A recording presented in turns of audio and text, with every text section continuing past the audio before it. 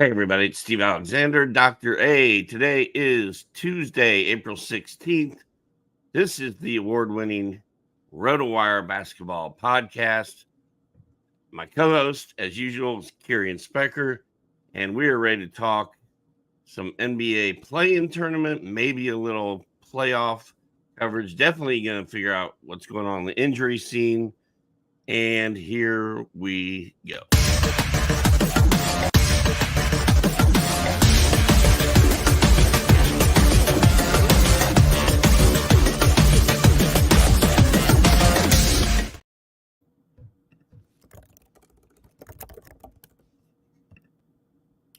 How's it going? How's it going? That was weird. The music didn't stop when it was supposed to. It's never done that before. Going good. I actually have a voice today, which is weird, and I don't feel like I'm going to cough my way all the way through this, so that's good. Kieran, we've got injuries to talk about. I think the big ones in my mind, Anthony Davis is questionable for the Lakers. Giannis sounds like he's out, and we haven't seen Kawhi Leonard since March. So, what's going on? Yeah, very true. I feel like there's a lot of series that are going to be riding on a couple of key injuries.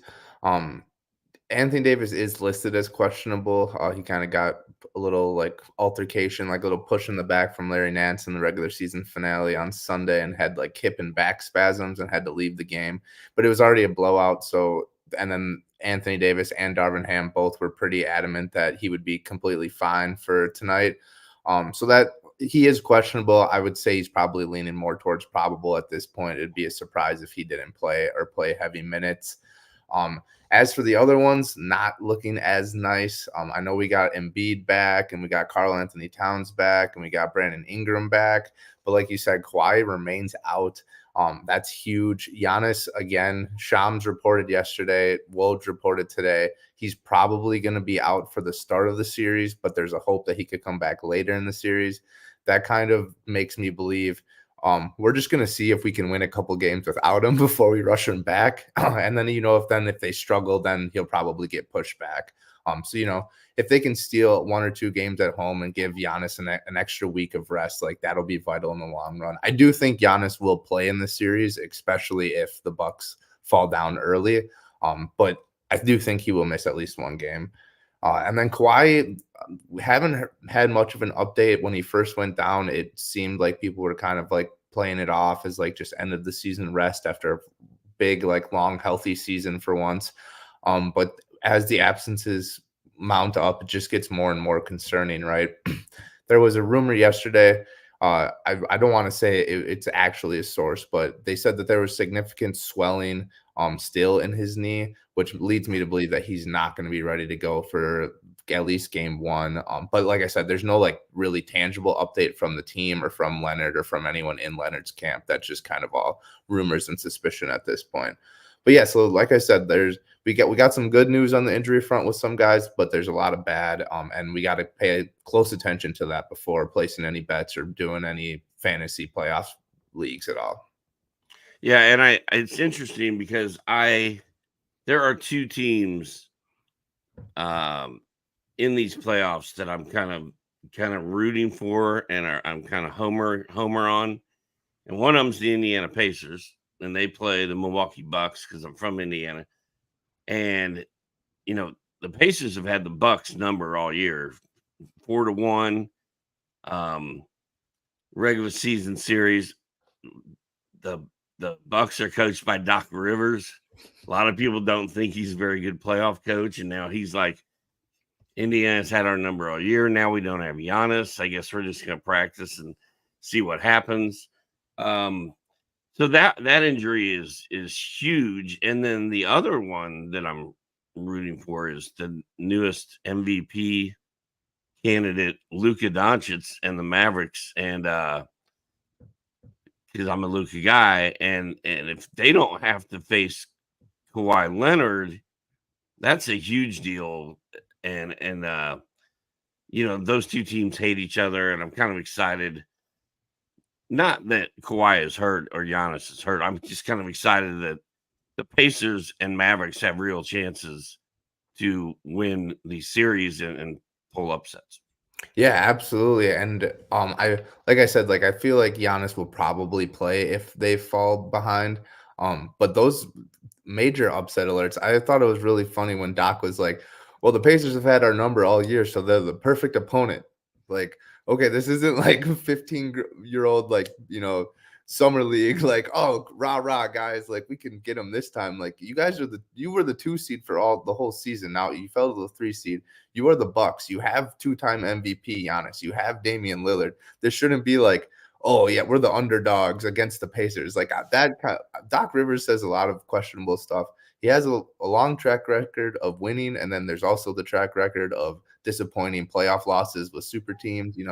With the Celtics and the Clippers back in the days, those teams were really good and deserved to probably go farther. And a lot of people blame Doc. So I don't know, but Doc.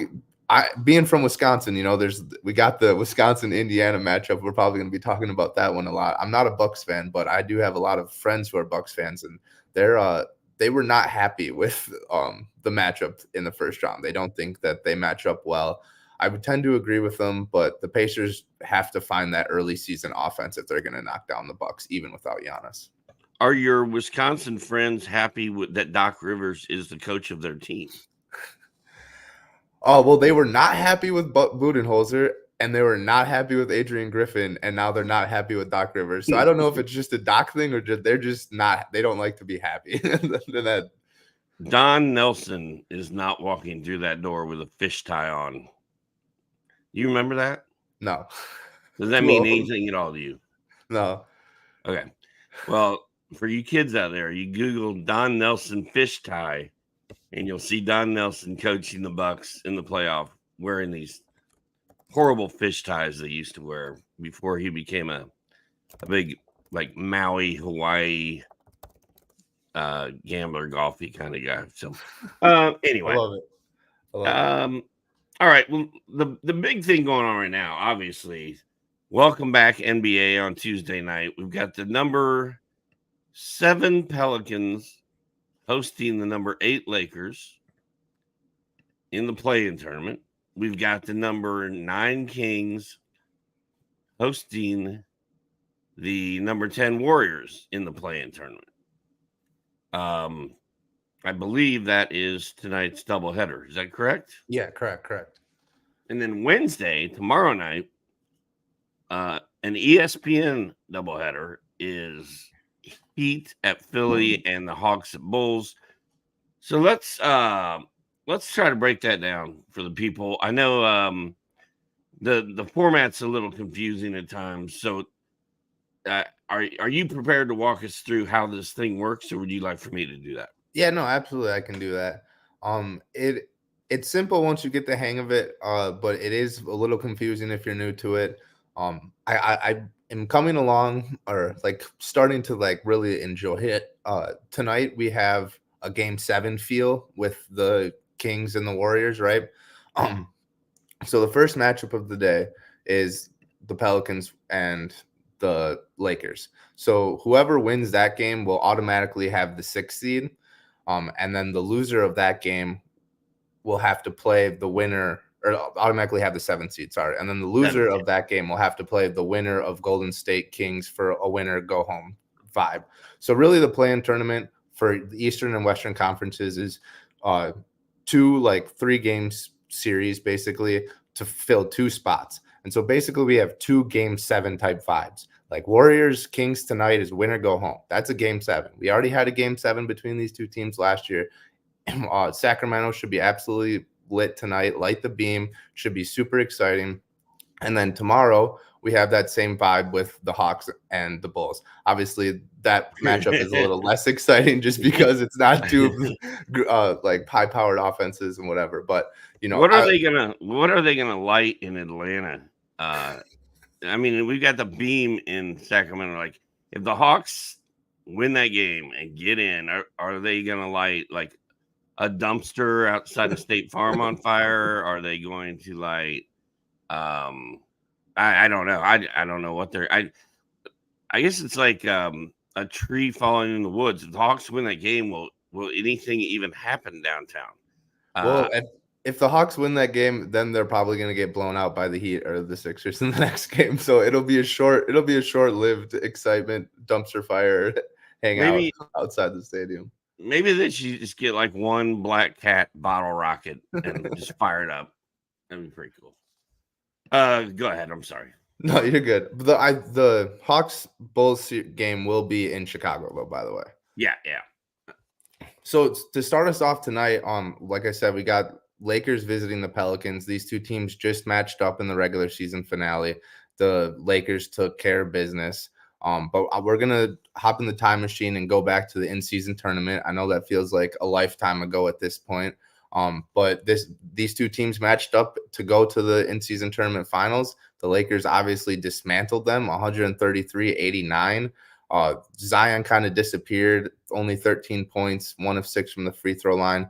That was like his first real, like, I want to playoff vibes, right? Like the in-season tournament was supposed to have that playoff type atmosphere. I feel like it lived up to a little bit of the hype in the first season, but Zion obviously missed the last 2 playoff runs because of injuries. So that was like a big moment for him as like, okay, you're healthy against a really good team, prime time. Like, let's see if you can handle it. He kind of fell apart, but he wasn't the only Pelican to struggle in that game. Only 3 Pelicans scored in double figures. Zion, Herbert Jones, and Trey Murphy. As a team, they shot 35% from the field and 22% from deep. So like just an abysmal performance for the Pelicans, which was pretty similar to what they did against the Lakers on Sunday. The Lakers dominated this series throughout the year, 3-1 on the season. They scored 139 points, 133 points, and 124 points in their 3 wins. So like the Pelicans are top 5, top 8 defense in the league, depending on what metric you look at. And the Lakers just absolutely dismantled them. So, that leads me to believe that if the Pelicans can't do what they do best, which is play defense and then get into transition, they're going to have a really tough time winning this game. Not to mention the Lakers have been on fire to end the season, winning 11 of their last 14. They really just kind of caught their hot streak when Rui got entered into the starting lineup in early February, right? Now going back to the Pelicans, like we mentioned earlier with the injury updates, like Brandon Ingram is back, but he only played 23 minutes on Sunday, which was his first game in a long time. He's probably not going to be playing 35 minutes tonight. So we're going to be looking at a lot of big minutes from Trey Murphy, Dyson Daniels, Jose Alvarado. Dyson Daniels and Jose Alvarado are really great defenders. I don't know if they can slow down LeBron, right? Like someone's got to step up to the table and slow down LeBron. So all eyes, headlights are going to be on Zion tonight. He has to be a star if the Pelicans are going to be able to win at home. Yeah, I'm gonna go ahead and disagree with you about Brandon Ingram's minutes tonight. He's playing against his former team. This is a game 7. Well, it's not a game 7 situation. I guess the loser lives on to see another day, but they really would like to win and get this out of the way. I think you're going to see that their starting 5 go pretty hard for the Pelicans. I think Ingram plays 34 minutes, something like that. And the other thing about the Lakers, this lineup looks different on paper now than it did a month ago. Like D'Angelo Russell, Austin Reeves, LeBron James, Rui Hachimura, and Anthony Davis. Like now that they went on that 11-3 streak to end the season, the fact they beat the Pelicans, the fact that LeBron is sizzling, Davis has been playing well, and Rui Hachimura has been balling for like 2 months now. So I think this Lakers team is sort of peaked at the right time. This is going to be a battle tonight, man. I'm pretty fired up about it. Yeah, absolutely. It should be a battle. The Pelicans are on DraftKings are favored by 1.5 points. The over/under set at 224. Like we said last Tuesday when I was highlighting the Prize Picks tool, the RotoWire Prize Picks tool, really likes Anthony Davis more than 15.5 rebounds plus assists. D'Lo more than 19.5 points plus rebounds, and they like Trey Murphy over everything. I feel like the sport books are kind of saying that Brandon, like you said, I think 30, 33 minutes for Brandon Ingram is pretty fair. I really don't think he's going to be playing 40, and I don't think that's going to be advantageous for them to win, really, if he's not like locked in, which he wasn't really locked in on Sunday. But like I said, no one was locked in for the Pelicans. It should be a battle. With everything that I've said, it's kind of surprising that the Pelicans are favored in this game. But they do have home court advantage. And their defense should help be a huge factor, right? Their defense is one of the best in the league. They got multiple guys who are great defenders. But for whatever reason, and whatever reason is LeBron James is LeBron James, they can't slow down this Lakers team. So that I kind of like the over, and I like the Lakers money line in this game. Yeah, and the interesting thing to me about the Pelicans defense is we hear how great it is all the time, and specifically my man Herbert Jones, who I love defensively, but he's the same dude that got lit up by Booker all 3 times in a row this year, right? Like they can't stop Devin Booker. Are they really that incredible of a defensive team? I don't know. Maybe they are. And you're right, Trey Murphy coming off the bench. It's weird that Trey Murphy doesn't start for the Pelicans. He's such a, I mean, like you said, they love him above everything else at the sports books. And he's been balling out like all year. So it's still weird to think he's not in the starting 5 for them. Yeah, and one thing we haven't mentioned at all is Jonas Valanciunas just kind of getting pushed out of the rotation gradually. He doesn't start a lot of second halves. So who's going to be guarding Anthony Davis? Is it going to be Larry Nance? I don't know. A lot of question marks for the Pelicans, but they are at home, and they do have some great scorers that can keep pace with the Lakers for sure. Would you say that Zion Williamson having a monster game is probably the key to this? I feel like absolutely. Zion has like 30, 10, and 6. And that's not even like really a monster game for Zion. He could do that. That's like a regular thing for him when he's rolling. But yeah, I think Zion has to match LeBron, right? Like if the Pelicans are going to advance in this playoffs in this Western Conference with how tough everything is, Zion needs to be a top 5 player in the league. And he's shown spurts of it this year for sure. But it's got to, like you said, the Lakers are peaking at the right time. Zion needs to peak at the right time.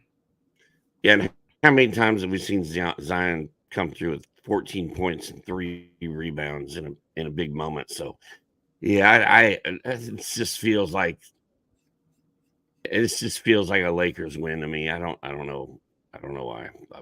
All right, moving on to Sacramento.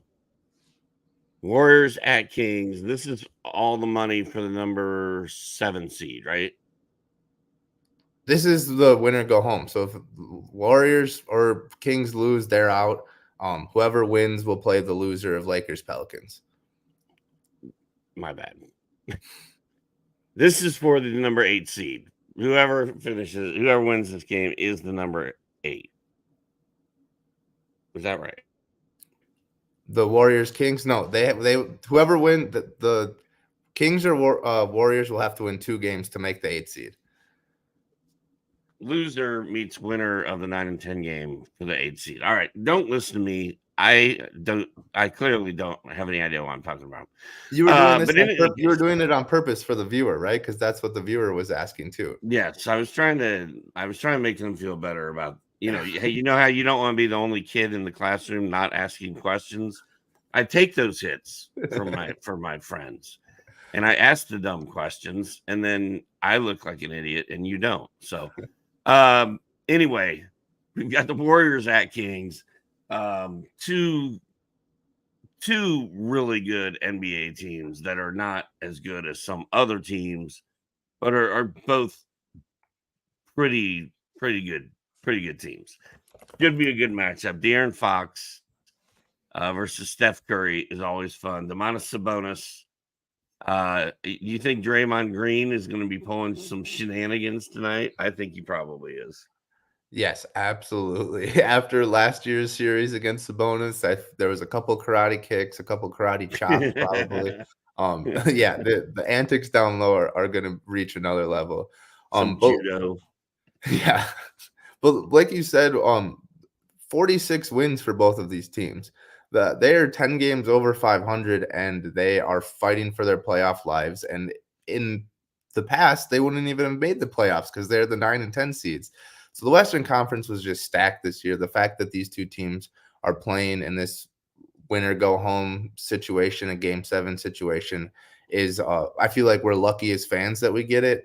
And obviously, going back in the time machine again, these two teams met up last year in the playoffs, went to game 7. Kings stole. They won the first 2 at home. They were the 3 seed. They were the favorites.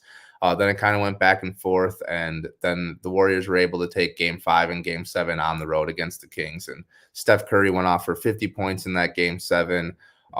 It was actually a pretty close game, though. Steph was at one point like 11 for 12 for 30 points in the third quarter, and it was still only like a 4-point game. Warriors obviously like pulled away in the fourth quarter when the Kings went cold and ended up dominating that game by like 20 points. But a couple of observations that I made rewatched the highlights of that game 7. Looney was the starting center for the Warriors. He hasn't been playing much for the Warriors lately because we got a lot of your guy, Trace Jackson Davis, right? So Looney played Sabonis well last year. That's going to be interesting to see if he gets, 18, 20 minutes against Sabonis tonight. He hasn't really been doing that, but I wouldn't be surprised if that was a matchup that the Warriors liked. The other funny thing that I noticed, we had Moses Moody, Jordan Poole, and Gary Payton off the bench for the Warriors. But Dante DiVincenzo and Jonathan Kuminga were not part of the rotation, right? So Dante DiVincenzo, a guy who's top 5 in the league and made 3-pointers this year, is second, third leading scorer on a Knicks team that finished in second in the East. Wasn't good enough to get minutes for Steve Kerr last year. Like, what are we doing there, Steve? And then Jonathan Kuminga obviously had a breakout season this year. So the Warriors starting lineup is going to look pretty similar to last year. Obviously, Steph, Clay, Wiggins, Draymond. But the bench is going to be different, and they're going to have to rely on a lot of young guys. And Jackson Davis, like I mentioned, Brandon Podziemski. Gary Payton is hurt, calf injury. He probably won't play for either of the play-in tournament games.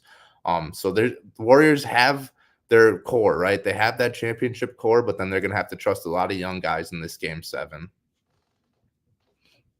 Yeah, but they like Poge and they like Kuminga now. So to me, the glaring hole in looking at this matchup is Malik Monk not being there for the Kings. That was a huge loss for them. You replace him with Keon Ellis. That's not ideal.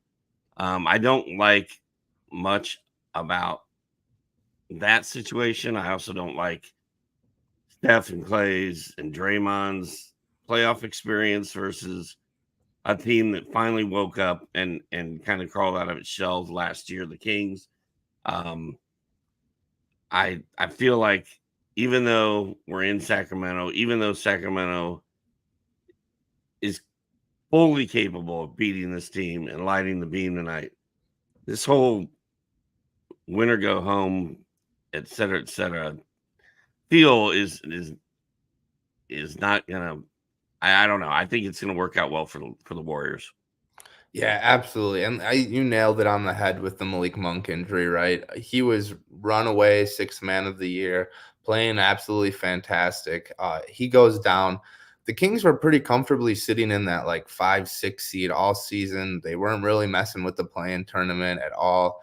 Monk goes down. Kevin Huerter also goes down. He was kind of up and down this season, but the floor spacing that he provides, he also can get some steals. Like, he's not a great defender, but he can be a feisty defender.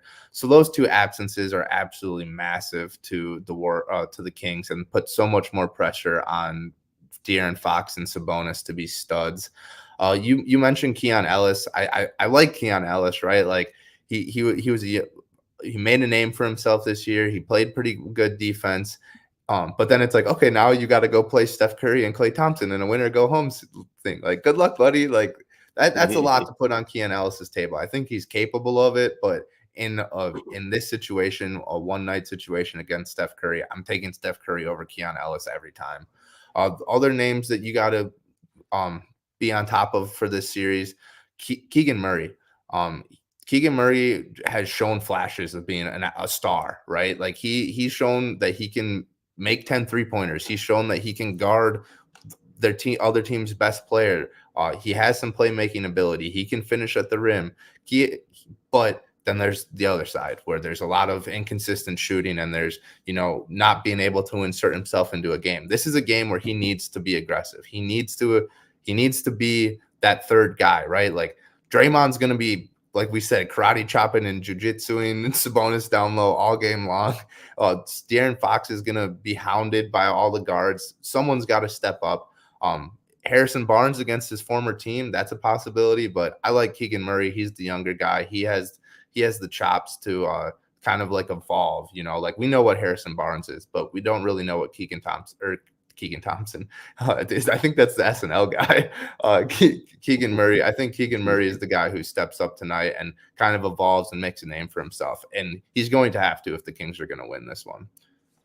All right. Well, I'm going with the Warriors and Lakers tonight.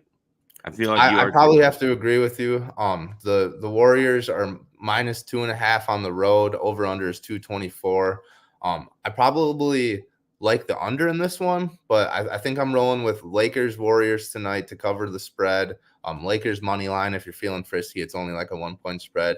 And then I like the under in Golden State, Sacramento, and the over in Lakers Pelicans. Yeah, when I fill out my bracket pool, I'm not worried about the point spreads there. So point spreads though are like the lines are close. I mean, I don't know. Yeah. I don't know how much it matters, but all right. And then tomorrow night we've got the big Eastern Conference showdown bonanza going on over at ESPN. The Heat and the Sixers. Joel Embiid should be back. Terry Rozier should play. Tyler Hero should be okay. Are we going to see playoff Jimmy Butler? Are we going to get old Jimmy Butler? And Kelly Oubre could end up being the key to this thing, man. He's been right in the middle of everything Philly's done all year with all their injuries and whatnot. And I don't know. That's going to be that Miami Philly matchup is tough. Yeah, that's going to be a dogfight. I think I'm going to let a cat out of this office before I kill it. All right, sounds good. Okay. I'll keep talking about the Heat and the Sixers. I think there's a little bit of a reassurance for either team that loses, knowing that they can probably handle the Bulls or the Hawks and take that 8th seed. I don't think either of those teams want to play the Celtics though, right? So I do feel like this kind of has a little bit of a Game 7 vibe. The Heat and Sixers is obviously the primetime matchup tonight. The Hawks Bulls will just be like a little bit of an afterthought. A lot of injuries to keep track of in this one, right? Doc mentioned Terry Rozier. Duncan Robinson's also been out of the lineup and is questionable. Kevin Love has also been out of the lineup and questionable. Then you got for Philly, Joel Embiid is supposed to be back. DeAnthony Melton may be back. So there's a lot of injuries to watch in that game. I don't know how big. Obviously, the Joel Embiid one is the biggest. Terry Rozier is probably the second biggest. The Sixers have been dominant, man. The Sixers have been on fire. I think it's 8 in a row since Embiid has been cleared. Embiid's only played in 5 of those, but Embiid comes back and this team gets some fire. Tyrese Maxey said it like a month ago. He's like, hey, listen, when that guy who averages 30 a game, that reigning MVP, when that guy comes back, we're going to be a pretty good team. So I really like the Sixers with Embiid healthy. There's been some moments where he's kind of grabbed at his knee or needed timeout and come out early. So that concerns me for a long-term playoff run for the Sixers, but in this play-in tournament, I like the Sixers to advance. I don't think they're going to need Embiid to go supernova even. Kelly Oubre is nice. Like I said, Tyrese Maxey has been playing fantastic. Melton coming back would be huge. But I think like I said, whoever Miami or Philly loses this game, they're going to feel pretty comfortable knocking off the Hawks or the Bulls, but then playing the Celtics is going to be would suck. Obviously, whoever wins wants to play the Knicks and avoid the Celtics at all costs. Yeah, it's weird that I feel like Orlando is the new Miami. Like that Orlando team is now the team that is fundamentally sound and playing defense and has all the youth. And this Miami team has kind of evolved into a weird. We have Jaime Jaquez, and everybody loves him, but you never hear his name anymore. And we have Tyler Hero, and we have Jimmy Butler, but I don't know. I mean, Philly having Joel Embiid is huge because Embiid has become such a dominant force when he plays that it's almost impossible to get past him. And like you said, Philly's gelling and vibing at the right time, like the perfect time for this play-in tournament. I like actually both Philly and Miami to come out of this tournament in one piece, but I think Philly's the team to beat here tonight. Yeah, tomorrow night. But I mean tomorrow. Yeah, but no, absolutely. Like I said, they've been on fire since Embiid's come back, and you nailed it. The Heat need Jimmy Butler to be playoff Jimmy, right? Like the nonsense time is over. Jimmy needs to flip that switch. Whatever he does, he needs to go off. The Heat have a lot of capable players, but they don't have the superstar that can lead the team if Butler isn't being that guy. Butler needs to absorb all the attention, and he needs the surrounding cast to play up to their level. Hero being back is huge, but he's not like a two-way guy, right? Like Hero can get your offense, but who's gonna like guard Tyrese Maxey? You know, like Butler can be the two-way superstar. He can score 30. He can lock down Tyrese. It's going to be interesting. I like you said, I think both of these teams are going to come out of the playoff tournament eventually. Whoever wins tonight, it's up in the air though. Or tonight, I said it tomorrow night. Bam, all eyes should be on Bam. Bam has gotten, like we kind of like gave him his crown early, and we're like, you're a great center, right? You're a top 5 center. You guard both ways. You score. You can distribute. You can protect the paint. You can play on the perimeter.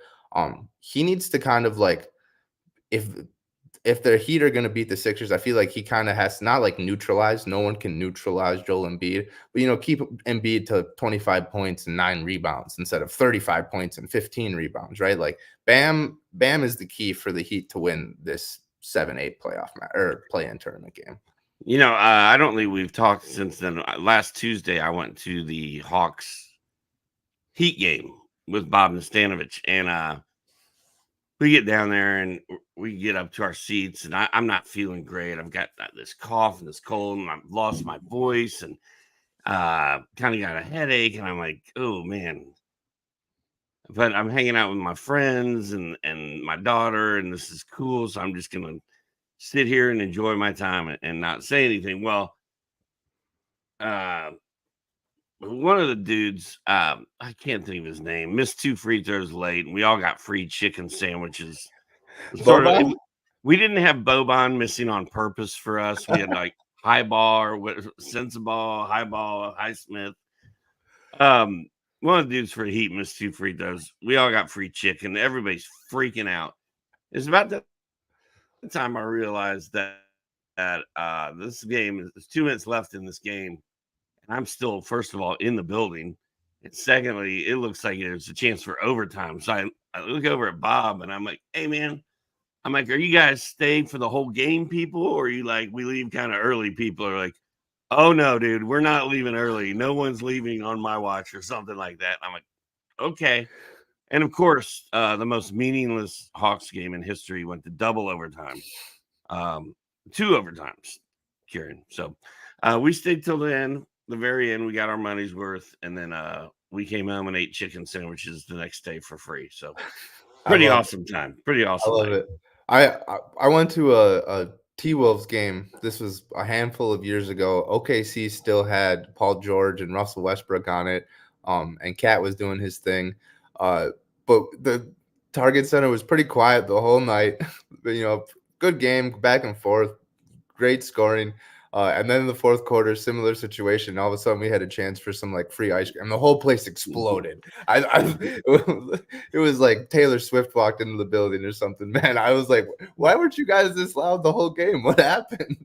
I actually remember. I think I remember that because it was such a dud of a crowd and dud of a game that, like, I think SportsCenter picked up on it and they're like, "Look at the crowd reaction.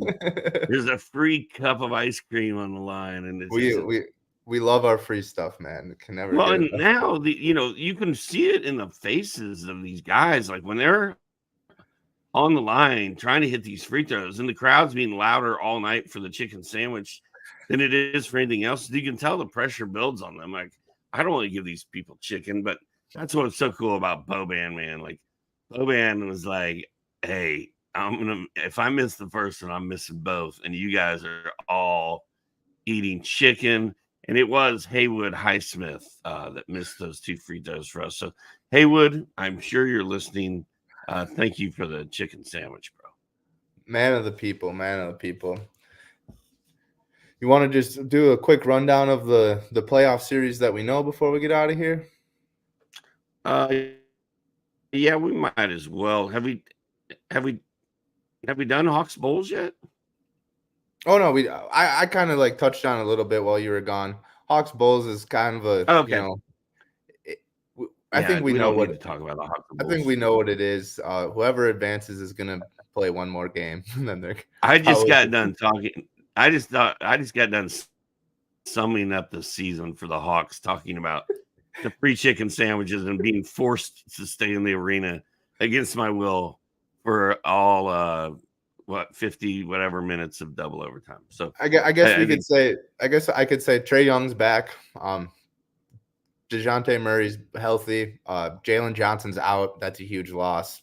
DeAndre Hunter's playing okay, but Hawks, the Bulls, Caruso, Ayo Dosunmu have been in and out of the lineup. I expect everyone to be healthy for the Bulls. I don't think either of those teams can match up with the Heat or the Sixers if it comes down to that. Let's blast through these round 1 matchups that we know of. We know in the East, we know number 3. No, we don't. We don't know that. Yeah. Oh, yeah, we do. Pacers. We know number 3 Bucks and Pacers. We know number 4 Cavs and Magic. Like, those are the 2 where we don't have to wait for the play-in to see what's going on. Yeah. So, kind of talked about at the beginning, Pacers 4-1 this season against the Bucks. Doc Rivers is the coach. Giannis is hurt. I'm all about the Pacers in this series. I will be rooting for them. I'll be gambling on them. I'll be bracketing them. I'll be doing whatever I can do to help that team keep going. Yeah. And like we talked about earlier, the Giannis injury is the big dark cloud over this game. They have the in-season tournament history with the Tyrese knocking off Dame and giving Dame his signature celebration back. And then there's also when Giannis dropped 50 and the Pacers stole the ball from him. And then there's also the Damian Lillard stealing the All-Star game MVP away from Tyrese. So there's a lot of little subtle storylines in this series that should be pretty entertaining. If Giannis needs to come back for the Bucks to be a threat, but I think they can still win a game or 2 without Giannis.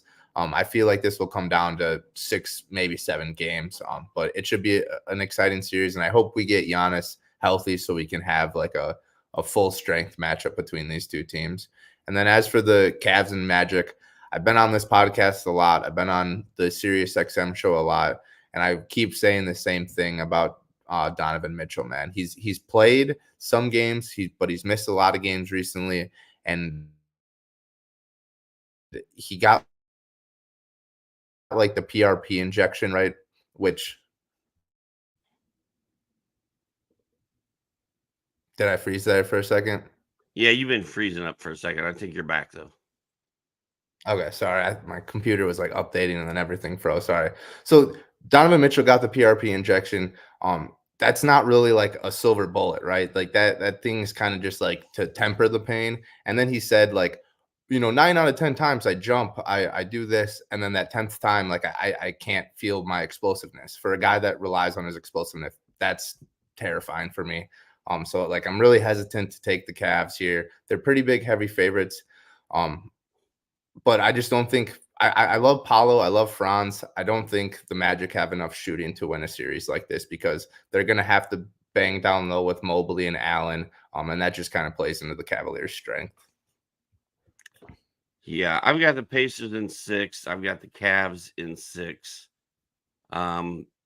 Mitchell had a really good fantasy year this year, and I'm a little nervous about the injury lingering around as well. But I mean, I haven't seen him clinch up too much. He's got experience. Jared Allen's got experience. Paolo really doesn't have any. Franz doesn't have a lot. The Magic are living like coming off this dream season where they had a chance to be a number 2 or 3 seed in the East. They didn't make it there, but they were one of the better teams in the East all year long and did it quietly and under the radar, and they're sneaky. So I don't know, man. I feels like that could be a trap. Maybe I should be looking more at the Magic there instead of the Cavs. The Cavs are heavy favorites, so you probably don't need to overthink it too much. But and like you said, the playoff experience is huge. Mitchell led a lot of really great Jazz teams back in the day, and he really doesn't need to be a 40-point guy with having Darius Garland there. Max Strus has been lighting it up for the Cavs in his first season there. I think the Magic strengths play right into the Cavaliers' strengths. So and then like all evened out, I think the Cavs just have too much shooting with Garland and Mitchell for Orlando to handle. All right. So I got Pacers in 6, Cavs in 6, and then in the West, got the number 3 Wolves versus the number 6 Suns. Cat is back. Your boy, your guy, Anthony Edwards, never left. Suns look dysfunctional to me most of the time this season. Booker, Durant, and Beal all kind of got it done the other day when they needed to. Actually vaulted them all the way out of the play and into the 6th seed, right? Like they had a huge win. But I saw a quote from Anthony Edwards. I wrote this last night. I said, Anthony Edwards is not prepared to let his team lose this series. He's like, we know how big this is. And I saw a quote somewhere on the internet. It may have been talking about the big game they played the other day, but he's like, we know this is a big game, man. I'm not letting my team lose this game. Like, and when he says stuff like that, I don't take it lightly. Like, Anthony Edwards has become the man. So I got Wolves in 6 here. Yeah, absolutely. As the kids like to say, Anthony Edwards has that aura, right? Like he's that guy where people like you come into a gym and you're like, I want to play with that guy. I want that guy on my team. If I have him on my team, I'm not losing. And he brings that out. He brings it out in everyone on that T-Wolves team. It's kind of disappointing that they fell all the way to the 3 seed. They were battling for the 1 seed most of the season. This is a brutal draw for Minnesota just based on regular season record against Phoenix. Phoenix has had their number. The other big, gameplay style of piece for this one for me is Rudy Gobert. The Suns like Nurkic, right? Like having him to facilitate the pick and roll, distributing to the shooters, being that guy when Booker or KD or Beal gets like doubled on the trap, they can just dump it to Jokic and he can do the Draymond Green where he plays 4-on-3. So I think they don't want to bench Nurkic right away, but I feel like the Suns, the way the Suns win this series is if they bench Nurkic and they go small and they make Gobert guard on the perimeter. We saw when Gobert was with the Jazz, Terrence Jones dropped 39 points in a game 7, Terrence Mann for the Clippers dropped 39 points in a game 7 because the Clippers just spaced the floor, made Gobert guard Terrence Mann because he was playing 5, and they just were able to score. So I feel like the Suns to win this have to draw Gobert out. They got to hit their threes, and we know that they can do that. The other big thing is Cat is back, right? Like he's playing. How effective is he? How many minutes can he play? In the 2 final regular season games that he played in, he played 29 minutes and 28 minutes, and he went in total 7 for 19 from the field and 2 for 10 from deep. Cat's got to make his threes if the Timberwolves are going to win, and for the Suns to win, they got to figure out a way to get Gobert guarding on the perimeter and get him away from the paint. But so I pretty even matchup. Phoenix is a little bit favored here, but I probably would be remiss to go against my guy Anthony Edwards, so I'm probably going to roll with the T-Wolves to steal one, win one. They're not favored; they're the underdog. So I like the Timberwolves to advance here. I got Wolves in 6. Over to the Clippers versus my Mavs. Mavericks went on that 16-2 run over their last 18 before pulling the plug and giving up on the last 2 games of the season because they didn't matter. Luke and Kyrie look like best friends, long lost teammates. Like all this, like it's crazy to me how well they are getting along and how much they seem to like each other. And Kyrie had a couple real injuries this year where dudes fell on him and he got hurt and he missed time. But man, when he's been able to play, he's been out there playing.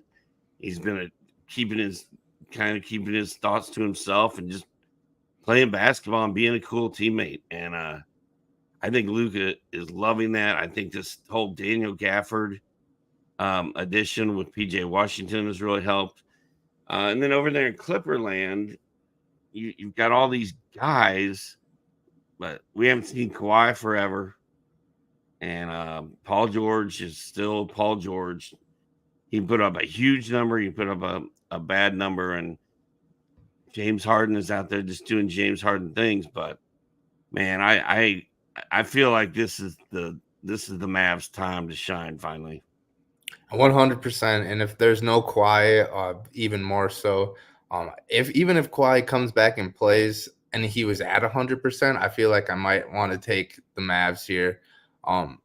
Like you said, they've been on a hot streak. Luka and Kyrie playing really well offensively, and surprisingly, their defense has turned it around. If you would have surveyed 100 NBA fans before the season, and you would have said the Mavs have Kyrie and Luka starting for the last 30 games of the season, and they're a top 5 defensive team, I bet you 99 of them would have been like, that's horse crap. There's no way those 2 guys are starting and playing heavy minutes on a team that is a great defensive team, right?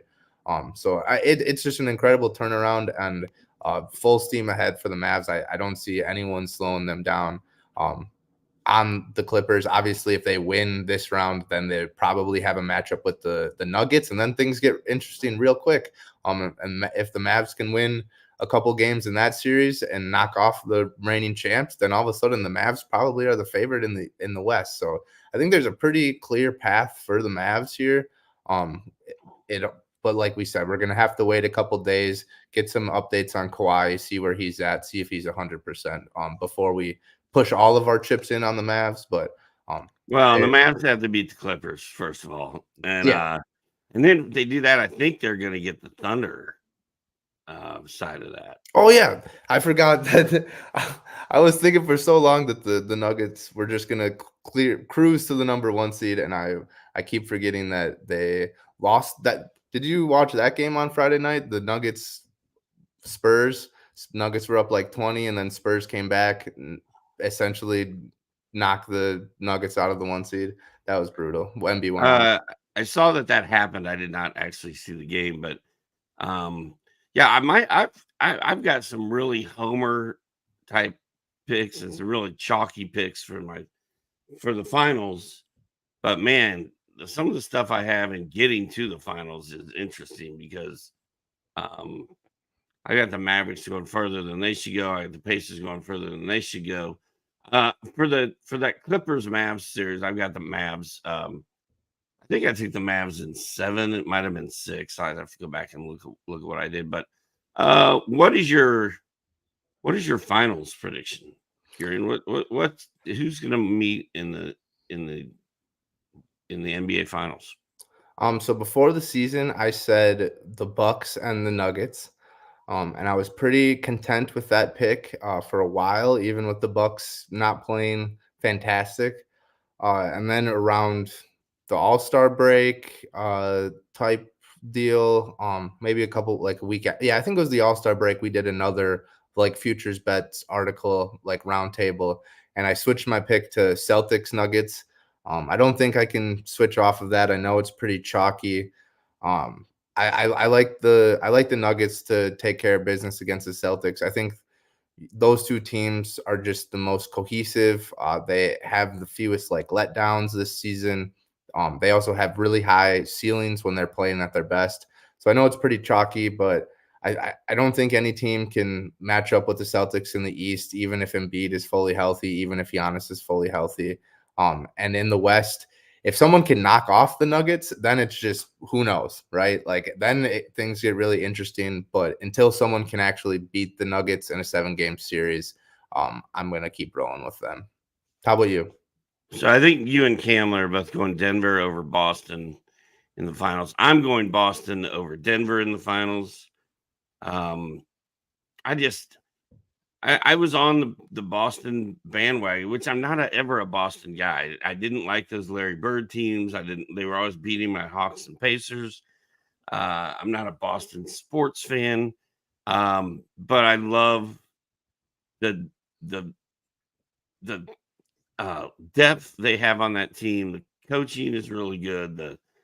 The Derek White and Al Horford and just these core role players they have just balling out. They've got the superstar factor. They've got the guys that do it all. And they won the East so easily, and they were up so many games on supposedly Giannis and Dame were going to challenge them, but they didn't challenge them at all. And when you took Drew Holiday off of the Bucks and put Damian Lillard on the Bucks, and you put Drew Holiday on Boston, it flipped the whole script, and now Boston's way better than Milwaukee is. So, and I don't know. I wonder if this whole Giannis act of, oh, I don't care about MVP, give it to Luka or someone else, I don't care. And this whole, I don't care, I just want to play basketball and go home and be with my horses. I wonder if that's ever going to catch up to him to where he doesn't care as much as maybe he should. Because I think when Boston and Denver, if they meet in these finals, man, it's gonna be a war, and he needs to be ready for it. Yeah, absolutely. The Celtics were interesting because when they traded Marcus Smart away, I was like, okay, Porzingis is obviously great. Like offensively, he misses a lot of games. Trading away your heart and soul, your defensive anchor, like I was seriously questioning that. And then they just go out and get, basically another Marcus Smart and Drew Holiday, which is just like a fantastic. Like they were able to acquire Kristaps Porzingis and not lose anything at the point guard position, in my mind. Like obviously Marcus Smart's probably a little bit of a better shooter, but still.